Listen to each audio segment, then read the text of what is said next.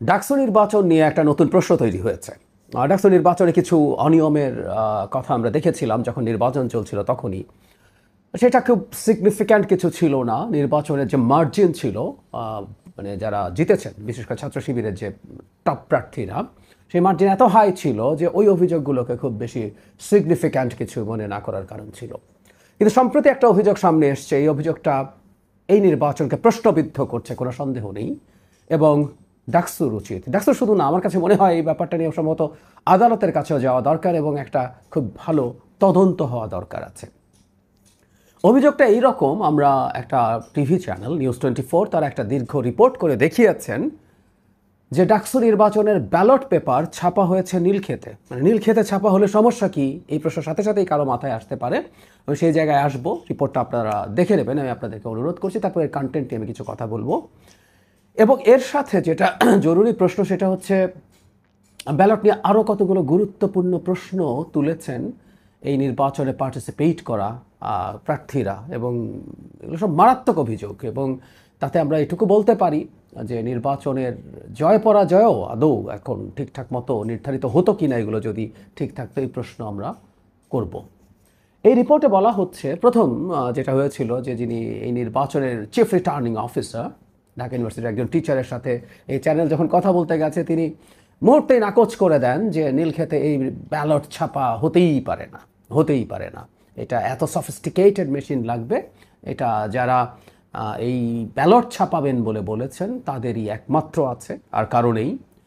পরবর্তীতে ওই টিম ওখানে যায় এবং দেখা গেল একটা সাধারণ ধরনের দোকানেই নীলক্ষেতের পাশে গাউসুল আজম মার্কেটে এটা ছাপানো হয়েছে, এটা কাটা হয়েছে। এবং তার চেয়ে জরুরি কথা, হিসেব মতে 96,000 ব্যালট ছাপা হয়েছে যেখানে ছাপানো হয়েছে, আর কাটিংয়ের যে জায়গা আছে সেখানে কাটা হয়েছে তাদের ভাষ্য মতে 88,000। তার মানে 8,000 ব্যালট কম ওখানে কাটা হয়েছে। এই কাটার জায়গা থেকেই ব্যালট গেছে।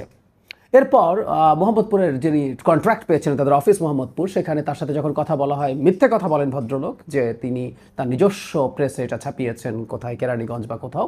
কিন্তু নীলক্ষেত থেকে দেখা যায় এখানে প্রিন্ট করে পাঠানো হয়েছে যে ভেন্ডার, যাকে দায়িত্ব দেওয়া হয়েছিল তার কাছে। সুতরাং ওই ঠিকানায় ওগুলো গেছে। এবং তিনি টোটাল যে সংখ্যার কথা বলেন সেই সংখ্যাটা ঢাকা ইউনিভার্সিটিতে টোটাল যত ব্যালটের প্রয়োজন তার চাইতে বেশ কম। 39,000 ভোটারের জন্য 6টা করে হিসাব করে ওখানে দেখা গেছে 2,38,000-এর মতো ব্যালটের প্রয়োজন, কিন্তু উনি 2 লাখের কম ছাপিয়েছেন। তাহলে বাকি ব্যালট কোত্থেকে আসলো ইত্যাদি নানা রকম প্রশ্ন এখানে উঠেছে। চিফ রিটার্নিং অফিসারের কাছে পরে আবার যখন যাওয়া হলো, তিনি এবার বলছেন ভেন্ডর কোথায় দিয়েছে আমরা তো বলতে পারবো না, ইত্যাদি ইত্যাদি। এবং অবিশ্বাস্যভাবেই একজন নাকি মাত্র পার্টিসিপেট করেছে। মানে বাংলাদেশে এই ব্যালট ছাপানোর মতো কোম্পানি মাত্র একটা আছে। আমরা কি এটা বিশ্বাস করি? যেখানেই যাক না কেন কোনো রকম সুপারভিশন ছিল না। অন্তত 8,000 ব্যালটের একটা হিসেবের গরমিল পাওয়া গেছে। আরও জরুরি কথা, ব্যালটের সিরিয়াল নাম্বার ছিল না। এটা আমরা নির্বাচনের সময় শুনেছি, এবং আমরা এখন যদি যোগ করি তাহলে ব্যালটের সিরিয়াল নাম্বার কেন ছিল না তার সাথে একটা 2 নম্বরের যোগসাজশ আমরা আসলে দেখতেই পারি। সেই ঘটনা ঘটেছে বলে বিশ্বাস করা অযৌক্তিক হবে না। শুধু তাই না, আমরা দেখেছি প্রার্থীরা যারা ছিলেন তারা, স্টুডেন্টরা যে ভোট দিয়ে এসেছে সিগনেচার সম্বলিত কাগজ চেয়েছেন।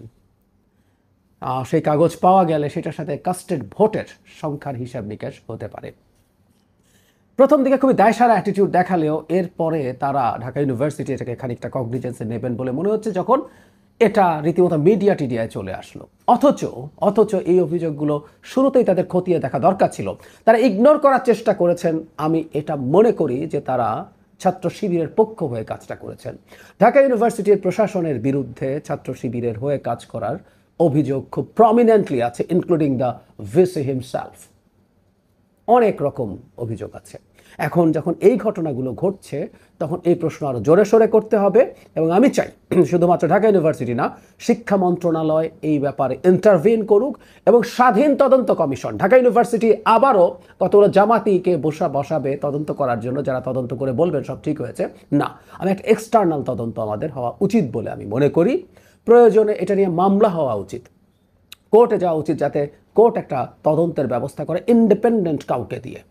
ঢাকা ইউনিভার্সিটির তদন্তে আস্থা রাখার কোনো প্রশ্ন আসলে আর নাই, কারণ এই প্রশাসন তাদের ক্রেডিবিলিটি হারিয়েছেন।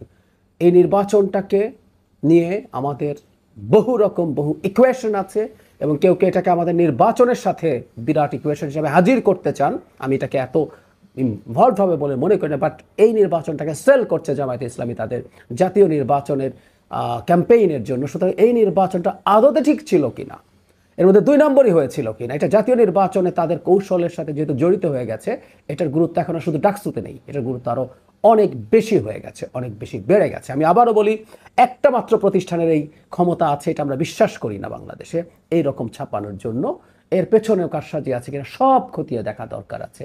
এবং জাতীয় নির্বাচনকে সামনে রেখে ডাকসুকে যেহেতু জামায়াতে ইসলামী তাদের ক্যাম্পেইনের পার্ট হিসেবে ব্যবহার করছে, এটা খুবই জরুরি একটা সিরিয়াস নিরপেক্ষ তদন্ত হওয়া।